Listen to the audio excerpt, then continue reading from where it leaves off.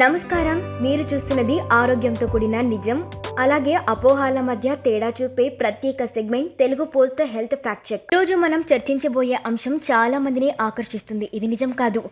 పసుపు, అల్లం, మిరియాలు, ఆమ్లా వంటి పదార్థాలు నిజంగా ఆరోగ్యానికి చాలా మంచిది.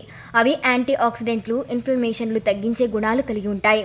కానీ వాటిని ఒక డ్రింక్గా తయారు చేసి ఒక్క నెల తాగడం వల్ల మాత్రమే మీ బెల్లీ ఫ్యాట్ కరిగిపోతుందని శాస్త్రపరంగా ఎక్కడా ప్రూవ్ కాలేదు.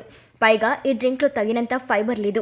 శరీరానికి అవసరమైన పోషకాలు అందడం కూడా పరిమితమే. దీన్ని డైటింగ్ కోర్సులో సహాయకంగా తీసుకోవచ్చు, కానీ బెల్లీ ఫ్యాట్కు మ్యాజిక్ డ్రింక్గా కాదు. మితమైన ఆహారం, ఫిజికల్ యాక్టివిటీ, తగిన జీవనశైలి మార్పులు లేకుండా ఒక్క డ్రింక్ మీదే ఆధారపడడం హానికరం కావచ్చు.